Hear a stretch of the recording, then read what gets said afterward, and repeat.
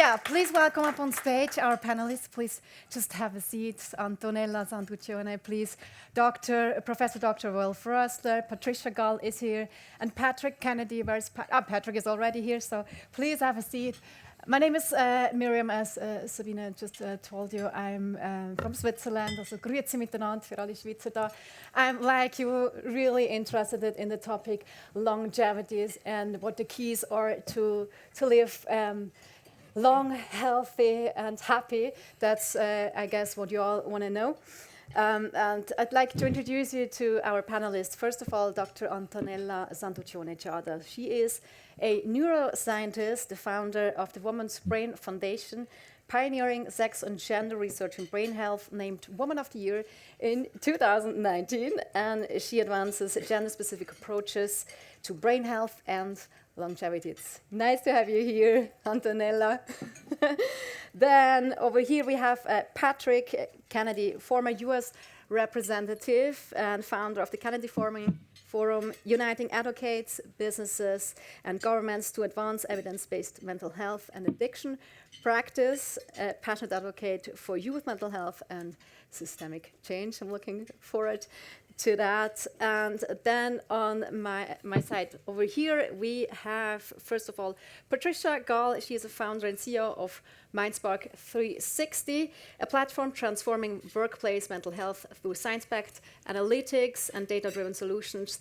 Patricia drives successful brain and mental health solutions in large organizations. Nice that you're here today. And last but not least, Professor Wolf Rossler, a distinguished psychiatrist and epidemiologist with over 4 decades of experience, former director of Zurich Psychiatric University Clinic, and current chief medical officer of Mindspark 360. His research focuses on creating safe psychosocial environments and applying science in practice. And I would say, let's start right into the topic. When we talk about longevity from an epidemiological, such a hard word, right? Exactly, you did great. From an epidemiological side, what do you see? Well, as you might see, I'm a living example for longevity. I don't want to ask you how old I am. I'm going to tell you I'm 77, and when I was the age of some of you are here, people who were 77 were frail people, probably rolling in here with a wheelchair. And actually everything has already been told in the introduction, and now we are going to repeat everything what has been told already.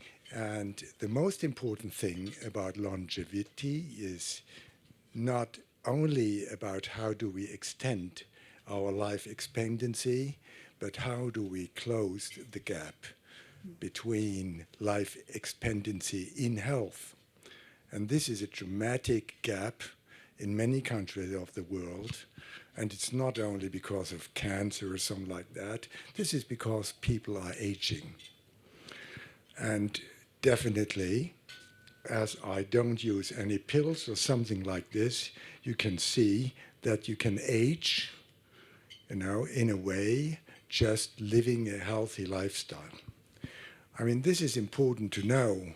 It's nothing you get a patent on, after all, but it's important to know that we already know a lot of risk factors which shorten your life expectancy. We do not know so much, and we'll talk about it later, how to extend your life expectancy, but how you can reduce all risks in your life. And it's almost said in one sentence. And many of you are in age where you should start, and it's about not drinking, not smoking, good sleep, diet, and then you get 100 years old. I mean, I just read a fantastic figure. Oh, I have to hurry. In the New York Times, and it said just to know for the ones of you who still smoke, every cigarette shortens your life for 20 minutes.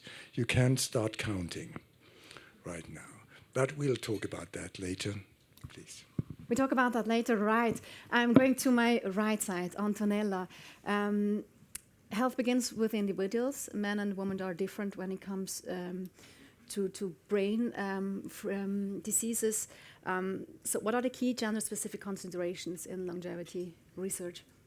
Well, first of all, I'd like to say that, yes, by implementing some certain type of lifestyle habits, we can reduce the risk of, dying too early. On the other hand, I think a lot it is encoded in our genes, whether we like it or not. And there are people that can do as much as they want to prevent an early death, but genes sometimes prevail, as much as the stochastic event, meaning bad luck. That said,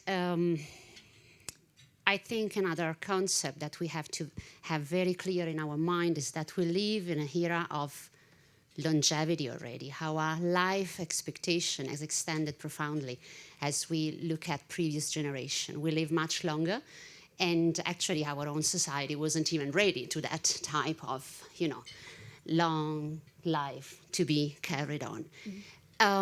Nevertheless, there are countries where life expectancy, it is still very short. If we compare life expectancy in a country like India and the one where we are now has guests, Switzerland, well, there is a delta of almost 20 years. Huh? I mean, wow. Life expectancy in India, it is 67. Here in this country, it's 85 plus.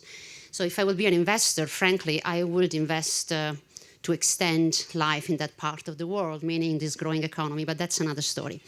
To your question, sex and gender differences in brain health. First of all, we are our brain. We are eating with the brain. We are not eating with our stomach, just that you know. You're enjoying a lunch.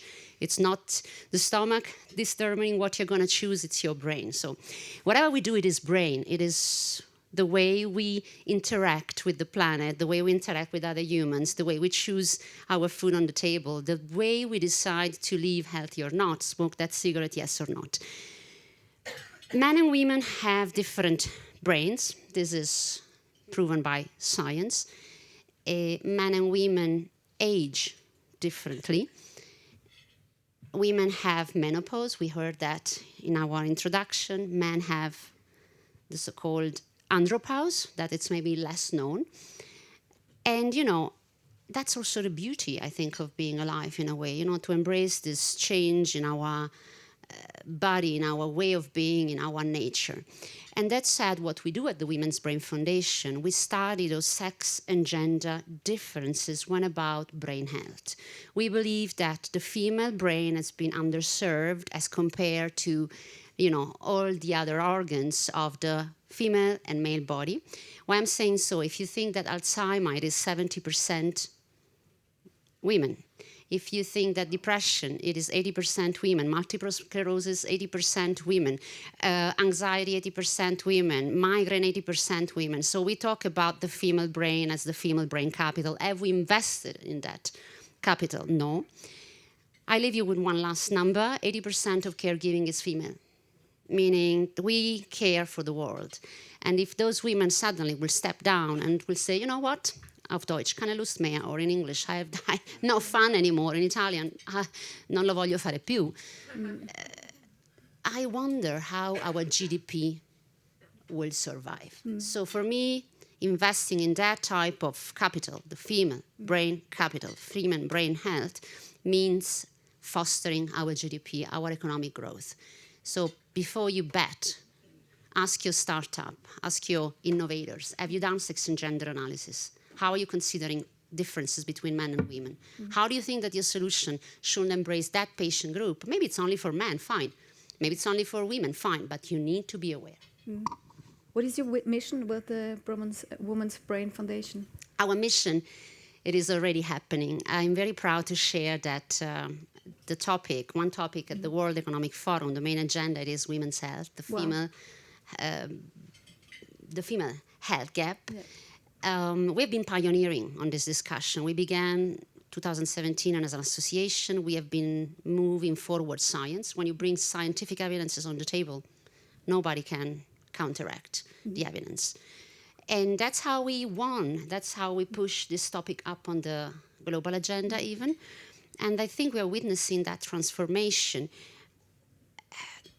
The mission, I think it should be now for each of us. It's not just the Women's Brain Foundation doing the job. It should be each person in this room becoming accountable for this type of change. And it's for future generation. It's for that longevity where we know, for instance, that women do live longer. Those few years, by the way, it's not that we live like India versus Switzerland. It's just a couple of years more. And good news for men, the life expectancy for men, observe a trend that shows that in general also men are living longer and longer than it used to be. So the gap between men and women is narrowing. But what we know is that women age much worse. What they? They age much worse. So it means women carry on lots of chronic conditions. They have comorbidities. This is a very interesting data that makes me very upset, by the way. I'm a psychiatrist by training. I have been dealing with patients myself. OECD data shows that majority of the people with dementia are women. We knew that. Majority of the people institutionalized with dementia are women, meaning people living in elderly homes and people living in nursery homes. Female are the majority of those who get prescribed an antipsychotic when living in this type of community. Do you know what it means? Brain shut. You shut down the brain. You shut down the brain of these women. And I leave you with this. Wow.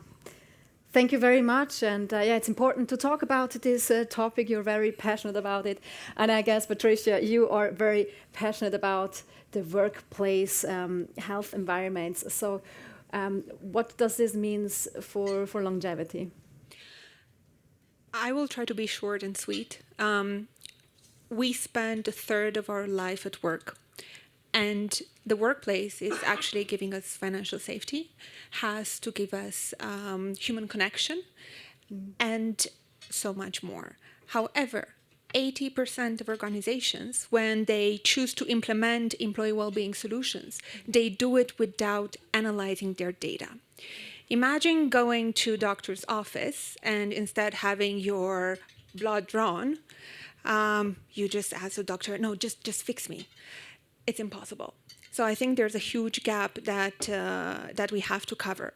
And I strongly believe that workplaces have a huge power in improving the lives of people.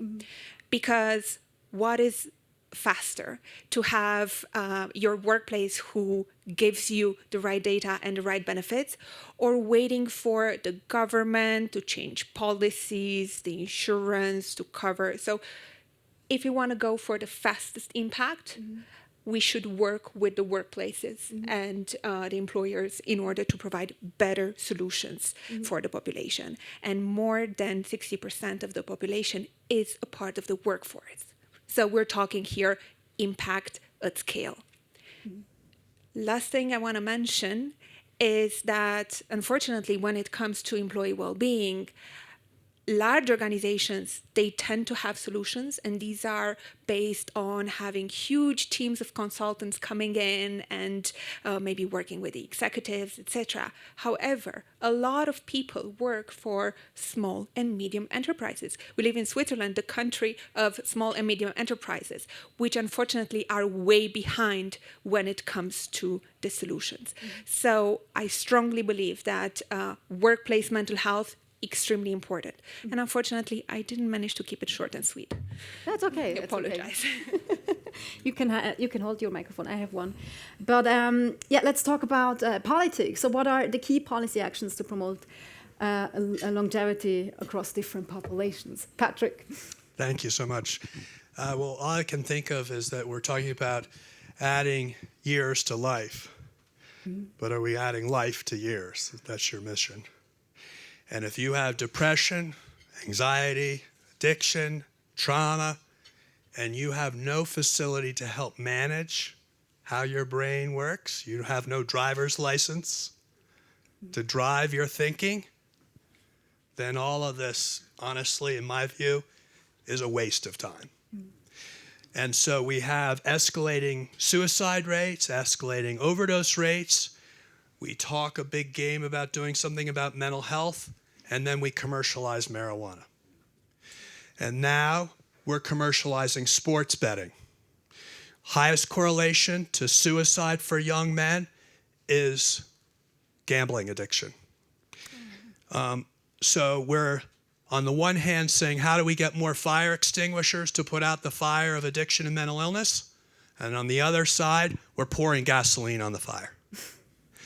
I talk to business leaders and I say, oh, you're now hiring all these young people who are now used to having a different accommodation. They're not as stigmatized as previous generations about getting help and thinking about mental health as a positive. But businesses don't know how to respond to that. And they are in crisis because of the turnover of the young people who are not feeling like there's a safe work environment. They're not feeling like they're accommodated through their benefit plan, their EAP, their TPA. And what's really missing is that young people today don't have the facility to know what the skills are necessary to self-modulate, to help manage those counterproductive thinking patterns, to have the problem-solving skills that are going to allow them in this toxic world. So when you pick up your morning, news, I'm not like fired up right away this morning when I read the news about what's going on in this world back in the United States. So how do I manage that, right? Having those tools is more elementary than is my epigenetics because I'm eating or because I'm exercising. And so, my point would be, if we could educate young people today on how to have these life skills, basically learn the skills that I've learned in recovery. So I was in 7 rehabs. I was addicted to Oxycontin, Adderall, alcohol, cocaine, benzodiazepines. I was going in and out of treatment because I thought these were all different disorders. I had no idea that addiction is addiction is addiction. Wow. And until I left Congress and I started on my own recovery, I had no idea as to what the tools were that I needed in order to live life without having to self-medicate the whole time. I have not had to drink or drug in 14 years, coming up this February 22nd, and I go to 12-step meetings every single day, and it's transformed my life. I've not had to be in the hospital once. I used to have contusions, lacerations, concussions. I had car accidents, you name it, all of which were because my health care doesn't include mental health. Doesn't include it. None of the other medical professions understand. A heart doctor doesn't know depression's going to increase the risk of my patient dying 4 times. Diabetes, lots of money in diabetes, nothing about treating how anxiety, alcoholism, obviously. So when I was in Congress, I wrote the law that said that you have to reimburse for brain illnesses in the same way you reimburse for other illnesses of the body. Radical idea, right? Insurance should cover this. We didn't pass it because everyone woke up one day and said, wouldn't it be great for us to address the mental health crisis? We passed it because my dad's best friend, Chris Dodd, wrote the $750 billion bailout of our nation's banks back in 2008 into my bill, the Mental Health Parity and Addiction Equity Act, which was mandating insurance companies cover these illnesses. So I'm just saying to you, politically, I need to build a political movement that will force policymakers to propose the right solutions on a population level and on a service provision level, and on that be the case. Because right now we can talk a big game, but we're paying for it through our criminal justice system, through our sick care system, and my mom is on hospice now, and she's been led most of her life debilitated by chronic alcoholism and severe depression. She, when she passes, will have lived to a ripe age. But I guarantee she will not be able to say of all those years she's lived that she's lived. And so I am all for being able to live longer lives, but without the disability that comes from us not knowing how to manage our mental health. Wow. When we talk about longevity, I automatically think about the blue zones. So what do you think can we learn from them? Wolf, yeah? Well, actually, if we try to learn from other countries, other places, we look at places where people live long and hopefully they are satisfied with their lives. I mean, that's what it is about. What I wanted to say, blue zone or not, what we do have is a U-shaped curve in life satisfaction. That means young people are satisfied with their life and old people are satisfied. You are the dissatisfied generation here, you know. And it's your task to improve your life and improve your life satisfaction. And what can we learn from these people? And again, I mean, after Patrick said what is really important, I fully agree what he said. I mean, if we look at the zones, we know that how to become old, it also means to live a satisfactory life. And it's not all about olive oil. And you can drink liters of olive oil and will die dissatisfied, you know. It means you have to live in the right environment and live the right life in these blue zones. And as we are going forward, we talk about it and maybe the next question. Mm-hmm. How do gender difference impact longevity, Antonella? What do you think? Before touching on this, I think I want to make a comment to what we just heard. I have been practicing psychiatry for many years, and I was in a ward, and I was doing acute psychiatry where I was in charge of diseases like schizophrenia, acute psychosis, major depression. I've been performing all possible kind of treatments, playing the alchemist, because psychiatrists, after all, are just pure alchemists. You combine possible drugs, treatments, and try to find the right dosage for the right patient. It doesn't work. You go lower, you go higher. We don't have real treatment solution. We have no cure for those diseases. I even done electroshock therapy, which, by the way, had major benefit versus many pills I prescribed, but that's, again, another story. Why I'm saying all this, because at that time I was very skeptical on the concept of mental health. I was coming, you know, as an avid neuroscientist, a medical doctor, pathology, so, you know, microscopes, mode of diseases, mode of action of drugs. I moved on. I've done many things in life. And then, you know, at some point, life hit very hard. By the way, I was working for an American small and medium enterprises. I was in Washington, D.C.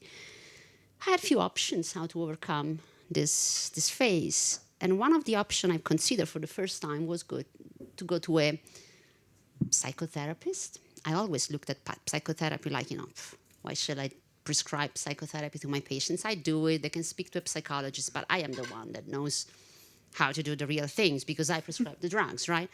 Well, at 48, I appreciated for the first time in my life how powerful can be to take care of your own brain health and mental health with a guide, with a coach, with a psychologist that brings a completely new perspective, professional perspective to what you're facing.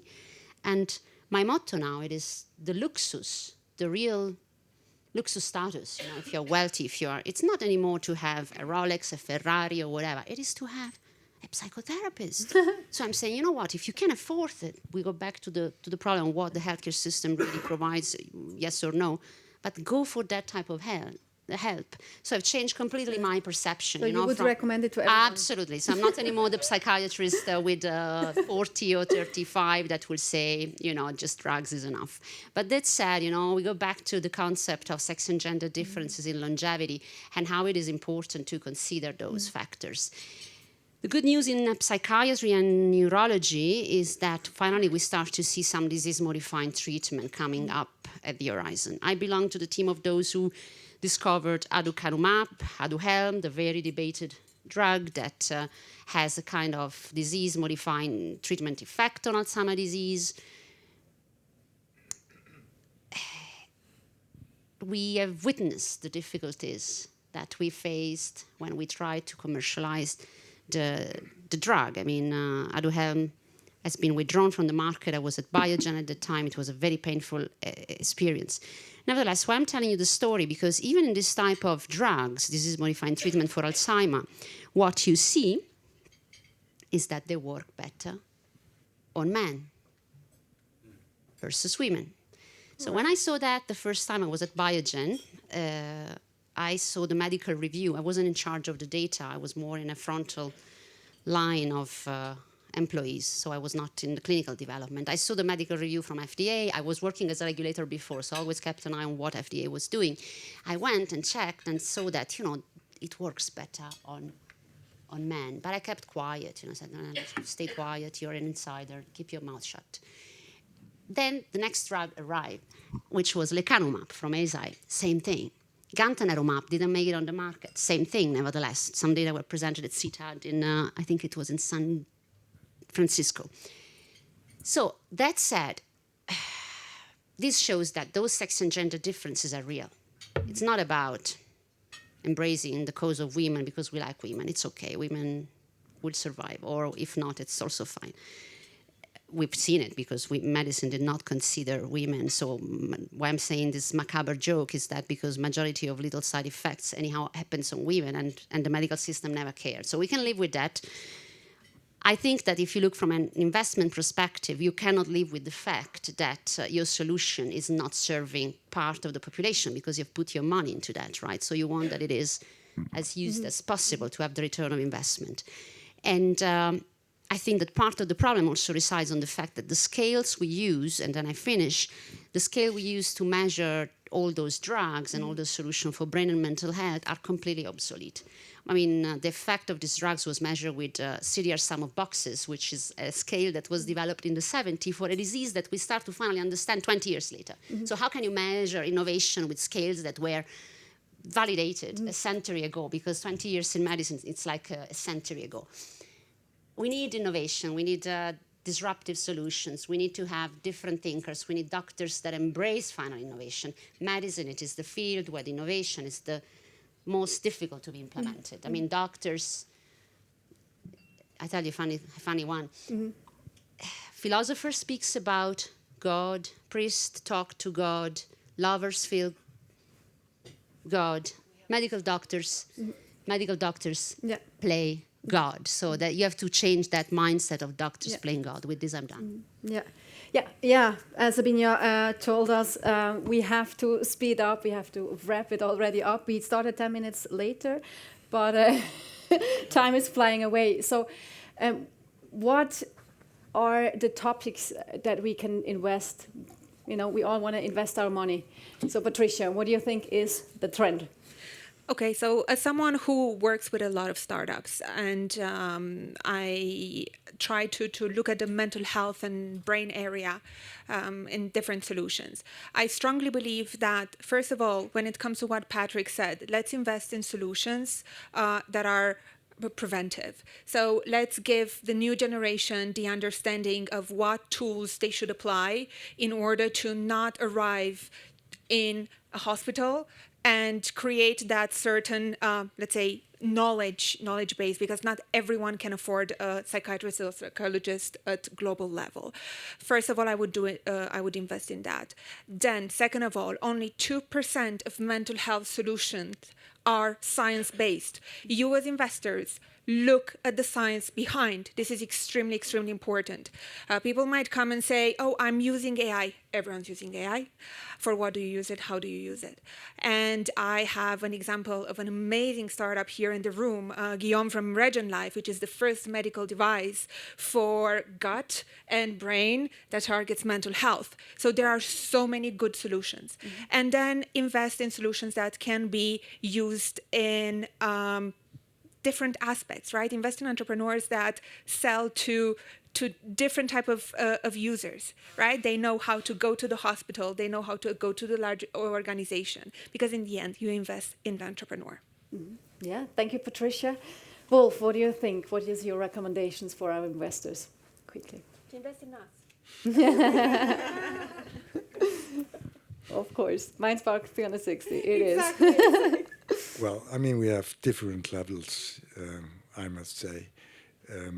Actually, my main focus always has been on the policy level, what Patrick talked about. And when we have a Kennedy in the room, I have to mention that in the US in 1963, John F. Kennedy introduced the Community Mental Health Act, which was one of the most important legislative action in the US for decades, you know. And it's surprising that a country like the US has so low standards for treatment of mental illness as it is, and they totally concentrate on the prescription of medication. You know, I need not to go on. He is the expert on that. You know, but what could you invest in?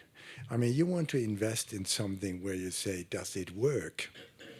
And this is actually very difficult to say what works, because most of our knowledge comes from so-called observational studies, meaning that people doing epidemiological research in the population, hopefully in representative samples of population, and try to identify factors which increase or lower risk for certain illnesses. Naturally, these risks are quite open to interpretation.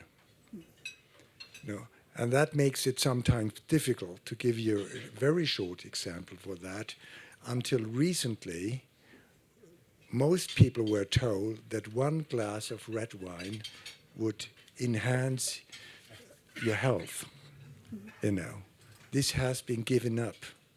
Any alcohol reduces your health, leads to a decline in health. And the recommendation today is the best you can do is not to drink, not even a glass of red wine. You know, and why has there been this misinterpretation? Because if you look at the statistics, it's naturally a certain class of people who drinks red wine. You know, people from lower classes rarely drink red wine. You know, so it seemed, and there had been so many confounding factors that gave us the impression that it would contribute to your health to drink moderate wine. Okay, this is one thing. The thing is, if we look at longevity, it's very difficult to do trials because we do not have enough time to look at the outcome of longevity, you know. So most of our, what we know in longevity comes from animal studies. And they have a restricted perspective as well. I'm close to. So you have to know, always look how valid a result is, something that is presented to you as an investor. Look at the study results. Be critical what you look at. You know, does it make sense? Don't believe promises. You know, there are so many simple solutions around, and to be honest, there are no simple solutions. You know. Well, that could be my best advice for you to save a lot of money. Okay, yeah. So, do you agree with Wolf? So I never went to church until I went to recovery. I go to church every week and I go to confession every week. And I make a list. Pride, when do I think I am in control of the outcomes? Anger, greed, lust, gluttony, sloth. I go through the 7 deadly sins.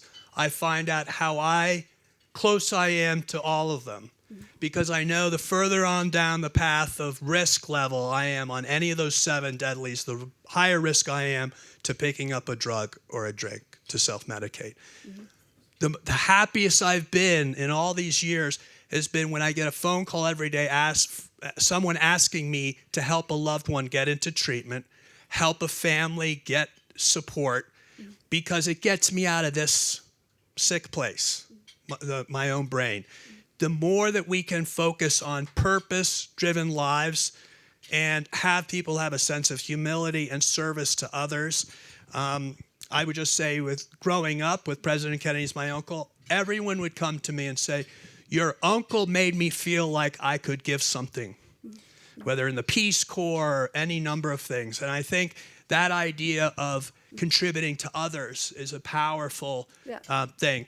On the medication, frankly, we could reduce the disability from schizophrenia if we treated it right away, as you know, first onset. So there's policy levers for mental illness that we could practice that we don't practice, that do involve giving drugs that could mitigate actually the pathology of the illness. So let's just understand this is an issue for both mental illness and it's an issue for mental health. And last thing I'll say is President Kennedy started the Green Berets, which anyone knows the Green Berets, they're the best of the best of the best. I went to rededicate the Special Warfare Center, and the general there said to me, the Green Berets get more mental health per Green Beret than any other branch of the services. And I said, the Green Berets don't need mental health. They jump out of airplanes and they land under the water. They don't breathe for 5 miles. They hit the beach. They speak 6 languages. They take out Osama bin Laden. They're reading to their kids by bedtime. They don't need mental health.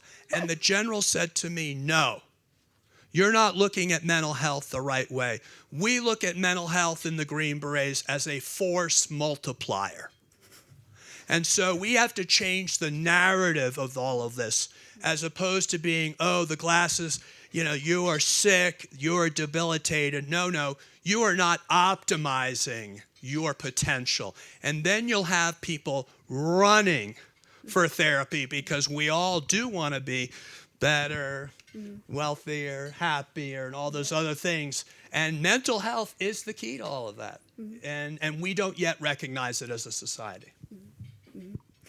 Antonella, it's time to wrap it up. What is the key takeaway that we can take from your side? How do you stay fit and healthy and happy? Me, myself, Yeah. I walk. I keep walking all the time. And it's my practice, at night in a safe Switzerland. So to implement these habits, you also have a safe environment. As a woman, I keep the 1 hour and a half long walk every evening. And fresh air is the best. And save my brain from whatever it can be. I mean, my main learning from this wonderful discussion is that brain health, mental health, it's a priority for governments, for investors, for us as doctor practitioner, for scientists, for the change makers in the room. And if I were to invest, though, I would prioritize, as I said, also the sex and gender lens. I would prioritize the science, as Patricia mentioned, scientifically validated solutions. And if I were an investor with a lot of money, I would invest not in health. Healthy longevity, we live it. We live in a healthy society. If we compare to where my grandparents were living, I think we were doing much better. I would invest in legacy. Invest in legacy. What will be left out of your money once you leave this planet? How are you going to change the planet for better, for good, for next generation? So healthy, longevity, legacy. Let's put it this way. Thank you, Antonella. What I would like to add, a very practical advice, because I see a dog here in the room, so kudos to the dog owner. And I can say from my own personal experience, if you have the option to adopt an animal, for me it has been the most transformative experience in my life. And this would be my practical advice on how to take care of your mental health if you can. Yeah, but my key takeaway is for living healthier and longer is not just about one aspect. We have to, talk with each other, have this enthusiasm, this innovation, and then I think we all can make a better world, for sure. So thank you so much for your expertise, enthusiasm, and this is your applause. Thank you.